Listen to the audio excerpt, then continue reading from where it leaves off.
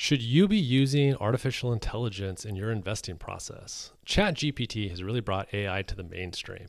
It's suddenly changing the way people are thinking about the future of work and, frankly, their day-to-day lives. I know I've certainly found it very helpful in terms of brainstorming, in terms of editing my writing. Very impressive in some of the things it can do. My name is Scott Caufield. I'm a CPA and a CFA charter holder, and I am the founder of Sophos Wealth Management. So in terms of using AI for investing, one, Wall Street's already doing it. One of my favorite firms to read about and watch is Renaissance Technologies. It was started by Jim Simmons back in 1981, and their flagship fund, the Medallion Fund, has generated some of the most mind-blowing returns I've ever seen. I think it's about 60 from 1988 to 2021. They've generated 66% compound annual growth rates. And their net returns are 37%. So those are some of the best numbers I have ever seen. They are beating the pants off of legends like Warren Buffett in that time frame. And they started out using a lot of program trading, and over the years they've hired just armies of PhDs in math, engineering, computer science, and they're using data analytics, they're using machine learning, and they're using AI in their investing process. And the book came out about them, leaking some of what they do, and they're using things that they're using data that impacts markets that most of us have never even thought about. And there's other firms like them out there, AQR, Two Sigma, Bridgewater, that have, again, billions of dollars under management, and they are all using AI in some form or another as well. Now, can the average investor use AI for their own investing? I don't really think so. First of all, if you're using it in investing, the goal is either going to be to outperform the market or to perform similarly with less risk. To the extent that AI could help somebody outperform the market, more and more people are going to use AI to try to achieve that. As more market participants do that, if AI could truly give you an edge, then the average return in the market is going to be an AI-assisted return, meaning just using AI is what it's going to take to even get to average if you're actively investing. So, I just don't think the mom and pop investor will really be able to use it when they're competing against the likes of Renaissance Technologies. People who have poured hundreds of millions, if not billions of dollars into these sort of technologies specifically for investing.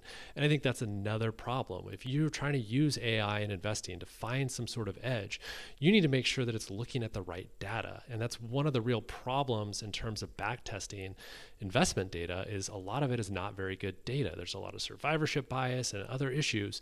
And if you use AI and you try to do back tests without using the right data, you're going to get the wrong answers that are not going to outperform.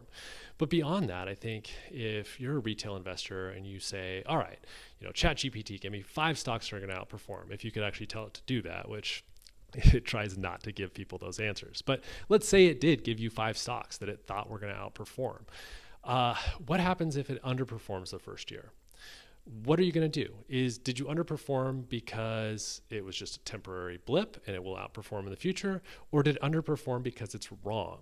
Are you going to sell the stocks then? Are you going to ask it to generate new stocks? Most people are not going to stick with it. But in investing, no style outperforms all the time. Some of the greatest investors might outperform 7 years out of 10, which means 3 out of 10 years you're going to underperform. When those underperformance periods hit, and with AI they certainly would, are you going to be able to stick with the process? Are you going to even know if the process is working? So I just don't think AI, at least in terms of putting together individual stocks and bonds, is likely going to work for the individual investor. Now, that does not mean AI doesn't have its uses for the average investor. I think personal finance and financial planning, AI is really going to be helpful. Some of the answers you get out of AI right now are great, and some of them are a little bit misleading. But if you want to talk to AI about, hey, should I do a mega backdoor Roth? Should I roll over money from my IRA to my Roth? It will give you some very interesting answers and some things to think about. And I think as it improves, it will really help you with the kind of questions like, how much can I withdraw from my retirement portfolio? What kind of investment options should I look at for my kids' college savings? Should I do an ESA or a 529 plan? I think these are the areas where AI is really likely to shine and give people a lot of good information. And I think that's where it's going to be most helpful. I even ran an example and I said, what would be a good portfolio allocation for a moderate investor? Now, it picked an answer right off of Vanguard and came up with a very reasonable approach: 50% stocks, 40% bonds, split between international and the US, and then 10% cash. I don't really have a problem with that sort of answer, although, I don't know how important it was that it was AI that generated it when it, came right off of Vanguard. But, it might even be able to give reasonable answers to those kind of questions in the future. But again, I just don't think you're likely to find individual stocks and bonds unless you are really on the cutting edge of AI.